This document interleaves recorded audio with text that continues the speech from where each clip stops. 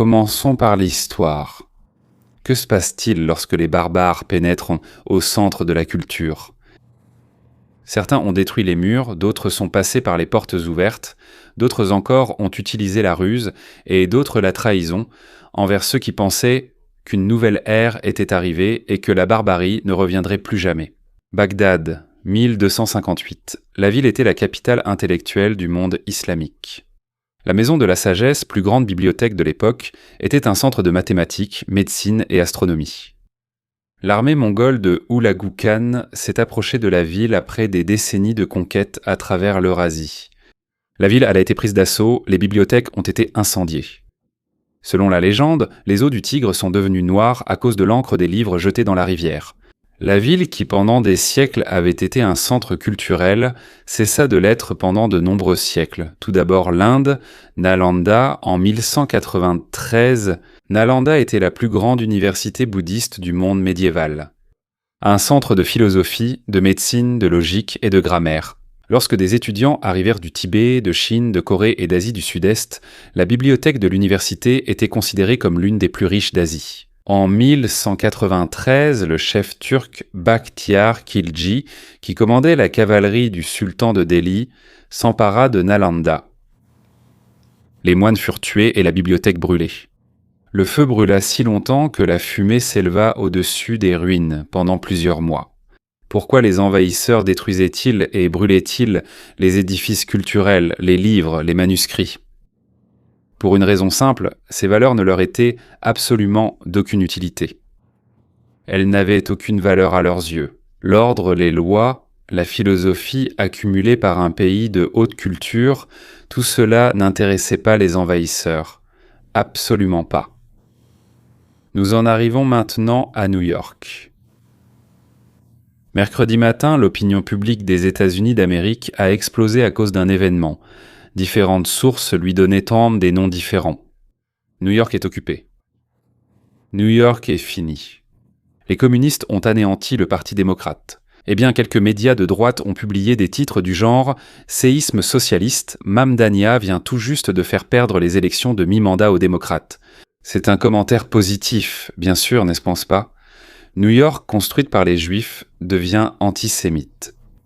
Quand tu laisses passer des petits événements impunis, de grandes choses arrivent ensuite pour t'achever.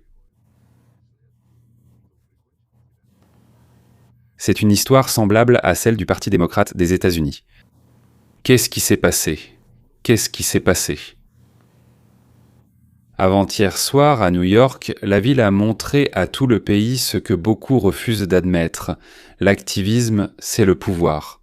3 candidats liés à ce qu'on appelle l'aile gauche du Parti démocrate, enfin des communistes, si on parle franchement, ont évincé les membres actuels du Congrès. Pas des républicains, les leurs. Des gens, des membres du Congrès qui, hier encore, étaient considérés comme l'aile établie, ceux qui représentaient vraiment les intérêts du Parti démocrate, sont devenus superflus, inutiles dans leur propre parti. Si vous pensez qu'il s'agit simplement d'un conflit interne chez les démocrates, vous vous trompez. C'est l'acte final d'une longue histoire. Des manifestations de rue et des campus jusqu'aux cafés qui annoncent publiquement qu'ils ne servent pas. Ceux qu'ils n'aiment pas. Ils ne servent pas ceux qui pensent différemment. Jusqu'aux primaires où ce nouveau raisonnement se voit confier de véritables mandats de pouvoir. Aujourd'hui, je vais vous montrer comment tout cela s'articule en une seule ligne. Des vitrines brisées de Chanel jusqu'à un café à Brooklyn, qui écrit fièrement sur Instagram qu'elle ne servira pas un membre du Congrès parce qu'il soutient Israël. Et comment cette même ville de New York devient un terrain d'essai pour un projet que l'aile gauche du parti veut étendre à toute l'Amérique. Dans cette vidéo, il y a d'abord 3 épisodes que personne, absolument personne, ne veut relier entre eux. Les pillages sous couvert des manifestations des années 20, du début de l'année 20. Les campus de l'UCLA et de Berkeley. Un café, la poésie, le café à Brooklyn, très poétique. Ensuite, ce qui s'est passé lors des primaires à New York. 3 victoires de candidats activistes. Et comment cela est lié au maire, à la sécurité de Mamdani. Ensuite, comment fonctionne ce modèle ? où et pourquoi les activistes gagnent et les démocrates modérés perdent. Et enfin, ce que cela signifie pour l'avenir de New York, pour le Parti démocrate et pour vous personnellement, si vous vivez dans une grande ville ou si vous suivez simplement la politique américaine. Commençons par ce dont tout le monde essaie de parler avec des formulations très prudentes. Les nuits de New York à l'été 2020. Après le meurtre de George Floyd, une vague de manifestations a commencé aux États-Unis. À New York, la journée, vous voyez des milliers de personnes, des pancartes, des slogans, des marches. Mais dès que la nuit tombait, des personnes complètement différentes sortèrent dans la rue. Les 31 mai et 1er juin 2020 de petits groupes, profitant de l'atmosphère générale des manifestations, ont simplement commencé à détruire la ville. À Soho, on casse les vitrines de Chanel, Coach et d'autres marques de luxe. Au centre des affaires de la ville, c'est Macy's sur Herald Square. Des foules entrent et emportent vêtements, électroniques, tout ce qu'elles peuvent. Cela a été enregistré aussi bien par la police que par les reportages du New York Post et les enregistrements des chaînes locales. Tout cela est en vidéo. Des images de ces nuits-là. Les rues sont couvertes de verres brisés. Chez Urban Outfitters, à la 4e et à la 6e, des mannequins et des vêtements volent en éclats. Chez Track Bicycle sur Bowery, plusieurs dizaines de vélos sont emportés d'un coup. Ce n'est pas un argument politique, c'est du vol. Les propriétaires de petits magasins dans le Bronx, qui étaient restés fermés pendant des mois à cause du virus, arrivent le matin et voient dans ça. Après le virus, ils sont achevés. Ce sont les pillards qui s'en chargent. L'un des propriétaires de bijouterie dans le Bronx a dit au New York Times une phrase simple. « Je suis à 100% avec les gens qui protestent pour la justice, qu'ils considèrent comme la justice. Mais ce qui s'est passé là, c'est quoi? C'est ça la justice? Vous me tuez. Vous êtes en train de me tuer. » C'est alors qu'il faut parler honnêtement. Oui, des milliers de manifestants pacifiques étaient en présent, certains venus par principe. Mais sous la bannière émotionnelle du mouvement, un style de comportement très concret est apparu dans les rues. Si on peut prendre quelque chose qui ne nous appartient pas, on le prend. Et si on peut casser quelque chose, on le casse. Et la ville, qui symbolise le capital, l'immobilier, a montré sa faiblesse. La faiblesse du contrôle. Et c'est la première étape.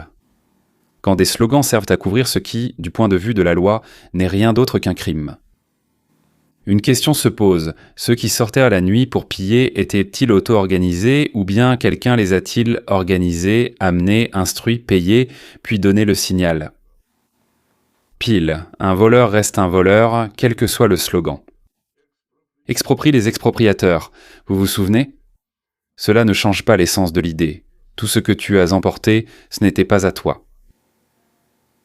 Mais le problème, c'est qu'ils savaient, on leur a dit, on leur a promis. Et c'est bien le cas. Personne n'a puni qui que ce soit. Quand on vous dit que ce n'était que des manifestations pacifiques, ouvrez simplement les chroniques de New York. La nuit du 31 mai au 1er juin 2020. De petits groupes de personnes, sous couvert de slogans pour la justice, pillent. Chanel à Soho, brisement des vitrines, Nike cambriole Macy's à Herald Square, Walgreens dans l'East Village. Des dizaines de personnes envahissent les magasins. Les rues sont couvertes de verres et de marchandises. Trek Bicycle Bowery perd immédiatement plusieurs dizaines de vélos, comme je vous l'ai déjà dit. Oui, il y avait des milliers de manifestants internationaux. Mais de mon point de vue, ce sont des idiots. Mais au final, c'est leur droit. Mais à ce moment-là, la ville a vu comment, sous la bannière émotionnelle du mouvement, une pratique très concrète est apparue. Il y a plein de gens qu'on peut exciter pour qu'ils prennent, cassent, prennent, frappent, tuent. Juste pour obtenir ce qu'ils voulaient vraiment obtenir. Maintenant, passons au campus. Même logique, forme différente, printemps 2024 UCLA. Sur fond de guerre entre Israël et le Hamas, un campement de tentes de protestation apparaît sur le campus. C'est normal. Liberté d'expression, droit de manifester. Encore une fois, c'est mauvais, mais bon, c'est comme ça. C'est le fondement du système américain. Mais petit à petit, la protestation ne se limite plus à exprimer une opposition. Elle devient une tentative de contrôler qui peut physiquement apparaître sur le campus. Les manifestants érigent des barricades. Ils créent ce qu'on appelle des checkpoints, c'est-à-dire des points de contrôle, comme ce que les Allemands avaient en 1936. Ils bloquent l'accès aux étudiants jugés pro-israéliens ou simplement juifs. Les étudiants juifs portent plainte. On leur interdit simplement l'accès aux cours, à la bibliothèque et aux bâtiments du campus. En août 2024, le juge fédéral Mark Scarsi rend une décision provisoire. L'UCLA n'a pas le droit de permettre aux manifestants d'empêcher les étudiants juifs d'accéder physiquement au campus, comme s'il n'y avait jamais eu de telle loi. Le tribunal dit clairement « Les gars, le droit de manifester n'inclut pas le droit d'empêcher les autres d'accéder à l'éducation, comme si cela n'existait pas avant. Il a fallu à nouveau aller en justice, comme si les universités ne pouvaient pas déjà appeler la police selon les lois. Elles ont un ambassadeur, mais pas leur propre police. Ils avaient besoin qu'il y ait un nouveau procès à ce sujet. » Parallèlement, en février 2024 à l'UC Berkeley, une rencontre avec un soldat israélien tourne au chaos. Les manifestants crient des insultes, bloquent l'entrée de la salle, empêchent toute possibilité de discussion. Autrement dit, personne n'a l'intention de débattre, de discuter de ce qui est bien ou mal, n'est-ce pas ? Les étudiants juifs racontent aux journalistes qu'ils sont obligés de cacher leur identité s'ils ne veulent pas devenir la cible d'insultes et d'agressions. Vous pensez qu'au moins une personne qui a frappé des juifs ou les a empêchés d'entrer dans les établissements d'enseignement a été punie ? Réfléchissez encore. Il est d'ailleurs intéressant de noter que ces juifs voteront ensuite pour les mêmes démocrates, croisant dans les bureaux de vote ceux qui les empêchaient d'entrer et les frapperont, qui eux aussi votent donc pour les démocrates, ou surveillent l'ordre dans ce même bureau de vote. Donc l'endroit où l'on vote appartient au même camp politique. Et encore une fois, le schéma est le même.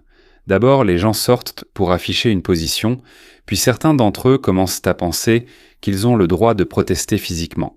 Comme ils disent d'un pas de plus et on peut chasser n'importe qui des lieux. S'il ne part pas, on le frappe.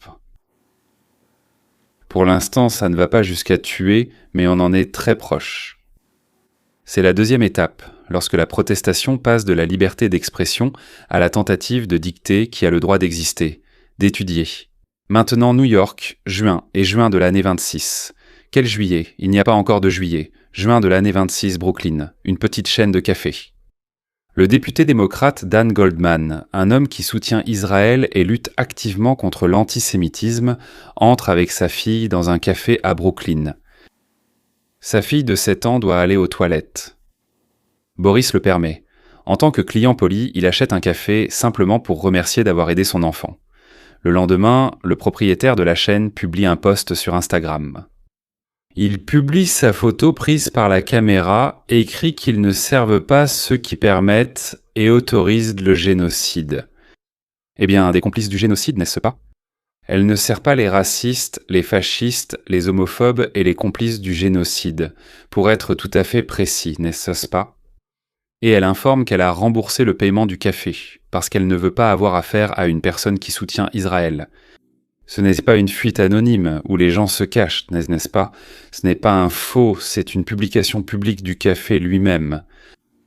Une entreprise dans laquelle elle est fière de déclarer en fait un membre du Congrès, n'importe quelle personne, n'importe quel Américain, persona non grata à cause de ses opinions politiques. Eh bien, c'est vraiment classe, n'est-ce pas ? Oui, eh bien, l'Amérique, voilà, tout simplement l'Amérique. L'histoire ne s'arrête pas au niveau d'Instagram. Le ministère de la Justice des États-Unis, par l'intermédiaire du Bureau des droits civils, annonce qu'il ouvre une enquête. Un établissement public qui déclare ouvertement refuser de servir une personne pour des raisons politiques peut enfreindre les lois fédérales sur la non-discrimination dans les services publics. C'est-à-dire, il se peut que ce soit le cas. Ne disons pas, peut-être qu'en réalité, elle enfreint la loi. Encore une fois, c'est un schéma similaire, mais en plus petit. D'abord des protestations contre Israël, puis des campus où les Juifs ne sont pas admis en cours, ensuite un café qui déclare publiquement qu'il ne sert pas le député. Pourquoi ? Pour sa position sur Israël, pour ses opinions politiques. Ici, il ne s'agit plus de politique d'entreprise. La question est la suivante. Votre droit au désaccord politique peut-il inclure le droit de refuser aux gens l'accès à des services de base, à une tasse de café ? D'ailleurs, une entreprise qui déclare qu'elle n'importera pas de produits israéliens fait exactement la même chose. Ou une ville qui annonce un boycott des produits apportés par des Juifs vivant en Israël. Eh bien, c'est exactement la même chose, sauf que personne n'est puni pour cela. C'est la troisième étape. quand le refus de coopérer avec ceux jugés indésirables pour des raisons politiques devient une raison de fierté sur les réseaux sociaux. En fait, une raison de fierté tout court. Eh bien, et maintenant, du café au primaire, la nouvelle architecture du pouvoir. Laquelle ? Qui sont-ils ? Et quel est le rôle de Mamdani ? Commençons par les faits, pas par les émotions. Claire Valdez. Elle est députée à l'Assemblée de l'État de New York, membre du syndicat. Elle fait partie des socialistes démocratiques d'Amérique. Elle a remporté une course ouverte dans le 7e district, devançant le président de Brooklyn, Antonio Reynoso, qui était soutenu par la députée sortante Nydia Velázquez et le Parti travailliste. Darelisa Avila-Shevchenko. Organisateur communautaire originaire de Harlem. Fille d'émigrés américains, ancienne participante au campement de protestation à Columbia. Enfin à l'université Columbia, soutien à la Palestine. Elle a devancé Espoya de Justesse, la course la plus serrée des trois, sous le slogan « Des enfants, pas des bombes ». Et donc elle propose d'abolir l'ICE. L'ICE, c'est la police qui travaille avec les gardes frontières, n'est-ce pas ? Brad Lander, ex-contrôleur municipal, ne fait officiellement pas partie du DSA. Mais c'est lui qui a été qualifié de pont entre les progressistes et les socialistes. Il a battu Golvan dans le 10e district. Mamdani a personnellement soutenu les trois. Les trois se tenaient à côté de lui et du sénateur Bernie Sanders lors d'un rassemblement à Brooklyn le 18 juin. Mamdani lui-même a formulé le sens de ce qui se passe de manière très claire. L'objectif n'est pas d'élire plus de démocrates. L'objectif est d'élire de meilleurs démocrates. Voyons comment le dire en langage courant. Les anciens démocrates, qui représentent leur circonscription depuis 30 ans, qui sont issus du système, modérés pro-israélien, ne sont pas les meilleurs démocrates. Ce sont des gens dépassés. Il est important de comprendre qu'il ne s'agit pas de 3 victoires isolées et aléatoires. C'est le résultat d'un travail ciblé et organisé. Mamdani est devenu maire il y a 1 an grâce à la mobilisation de base du DSA. Maintenant, il utilise le même mécanisme. Des réseaux de bénévoles, une infrastructure syndicale.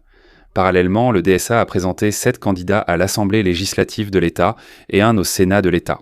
Ce n'est pas une action ponctuelle. C'est un remplacement systémique de l'infrastructure du parti de bas en haut. Des districts locaux au Congrès américain. Ces personnes ne viennent pas de l'école classique du parti, où le compromis et la négociation étaient un peu le métier du politique. Ils viennent de l'activisme.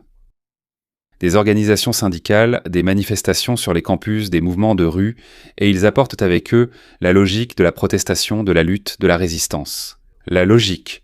Nous ne sommes pas ici pour négocier. Nous sommes ici pour tous vous écraser, directement au pouvoir. Ici, on peut souligner plusieurs points.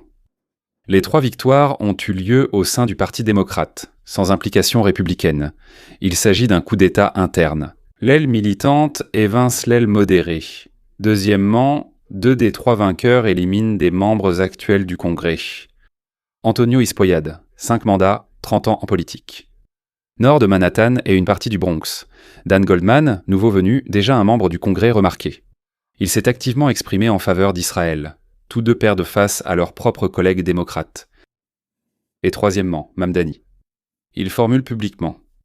La tâche n'est plus d'avoir plus de démocrates, mais de meilleurs démocrates. Traduction.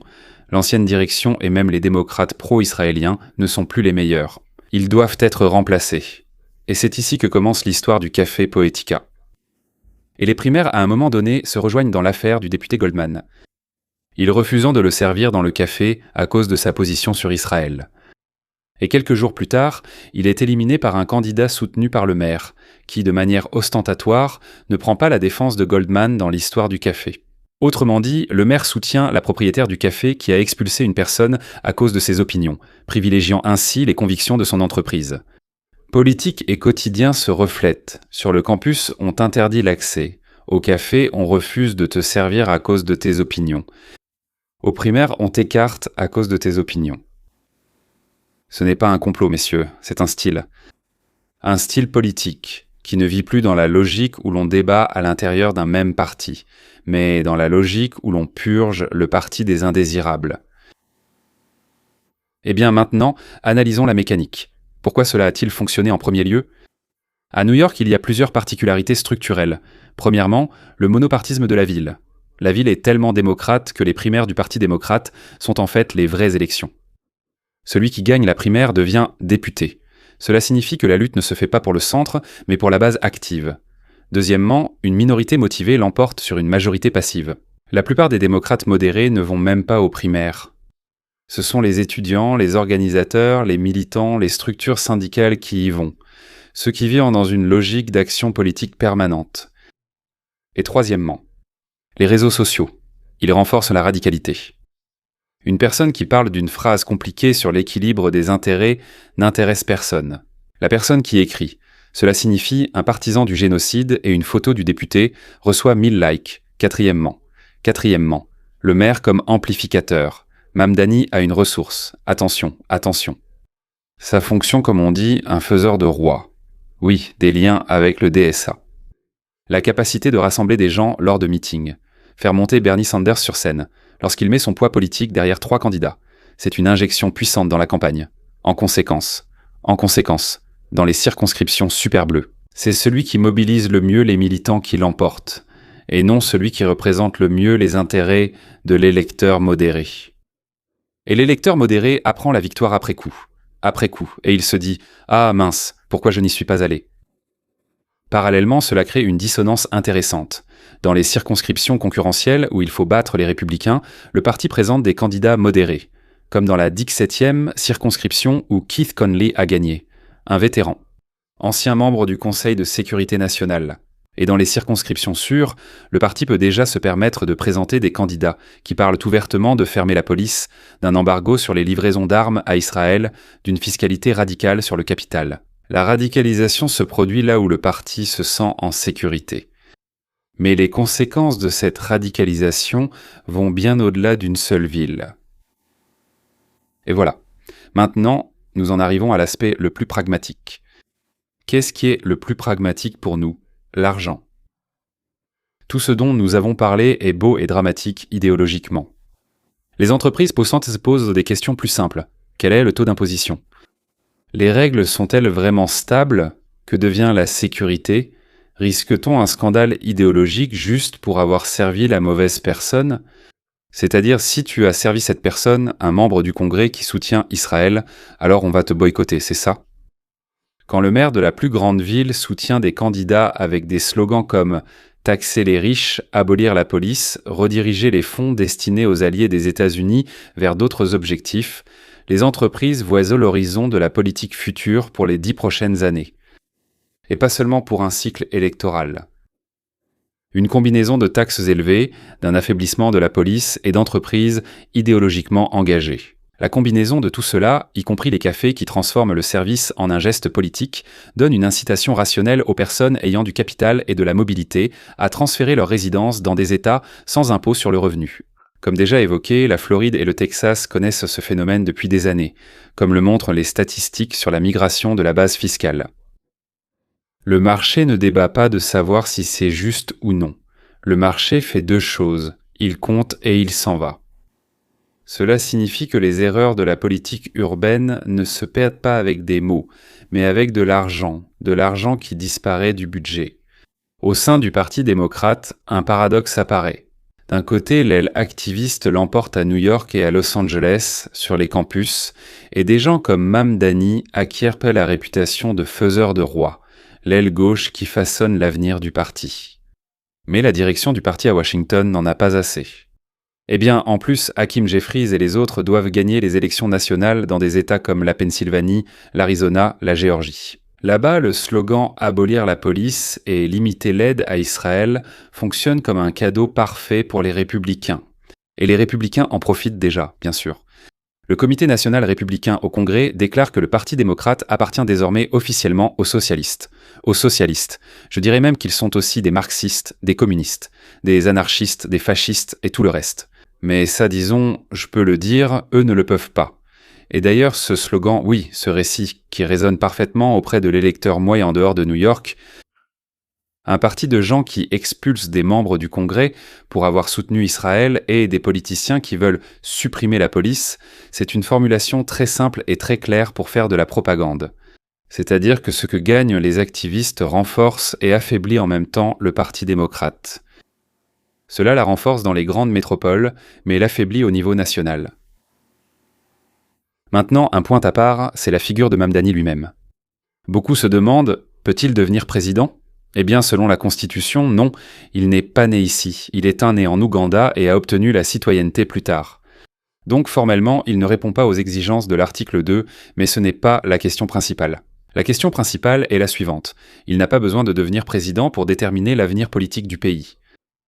Au cours de sa première année en tant que maire, il forme un réseau d'activistes, établit une alliance avec le DSA, promeut publiquement des candidats lors des primaires dans des circonscriptions ultra-démocrates, les transformant en remplaçants, de fait, des membres actuels du Congrès. Son rôle n'est pas d'accéder lui-même à la Maison-Blanche. Son rôle est de former des personnes qui répondront aux critères constitutionnels, passeront par la politique municipale, les mouvements sur les campus, puis se lanceront dans la course nationale. L'histoire d'Alexandria Ocasio-Cortez montre comment cela fonctionne. Dans une petite circonscription, elle a évincé, comme on dit en anglais, un membre du Congrès sortant, et quelques années plus tard, elle est devenue une figure nationale qui définit la rhétorique du parti. Mamdani est un incubateur pour de telles figures, mais à l'échelle de la plus grande ville du pays. Et au final, il est important de ne pas sombrer dans un sentiment d'apocalypse. L'Amérique a déjà traversé des expériences radicales au niveau des États et des villes. La Californie, New York, plusieurs villes dans les années 70 et 80 ont tenté de mener une politique économique très à gauche, de jouer avec les impôts, la régulation et leur attitude envers les entreprises. Chaque fois, le même mécanisme entrait en jeu. Les personnes disposant de capitaux votaient avec leurs pieds et leur portefeuille, les villes et les États perdant leur base fiscale. Et au bout d'un certain temps, les électeurs étaient en confrontés aux conséquences et soit changer camp de dirigeants, soit modifier l'équilibre des forces politiques. Le système de frein et contrepoids, mis en place par les auteurs de la Constitution, est conçu de telle sorte que les expériences menées au niveau d'une seule ville ne puissent pas détruire la République d'un seul coup. New York peut servir d'exemple, peut devenir un argument pour les républicains, peut devenir le symbole de la radicalisation du Parti démocrate, mais ne peut pas à lui seul changer le système. Votre outil en tant que spectateur, ce n'est pas seulement voter, mais aussi comprendre comment l'activisme devient pouvoir. Comment le comportement sur les campus, dans les cafés, dans les rues, devient progressivement la norme. Et pourquoi la défense de la propriété privée, de la liberté d'expression et de la liberté de contracter reste-t-elle finalement le seul véritable modèle fonctionnel d'une société libre ? Messieurs, nous n'avons pas le droit de nous radicaliser nous-mêmes, car les radicaux, on peut dire, sont présents des deux côtés. Seul l'attachement à la légalité. Certaines lois doivent être changées, je le disons souvent, mais changer les lois ne signifie pas appeler à ne pas les suivre. N'est-ce pas ? Nous devons être les représentants de la loi, les représentants de la Constitution. Quoi qu'ils fassent, nous n'avons pas le droit de leur répondre de la même manière qu'eux, même si peut-être nous pourrions gagner ici et là sur le moment. Mais alors, nous deviendrions comme eux. Nous deviendrions comme eux et c'est exactement ce que nous ne voulons pas. C'est tout, au revoir.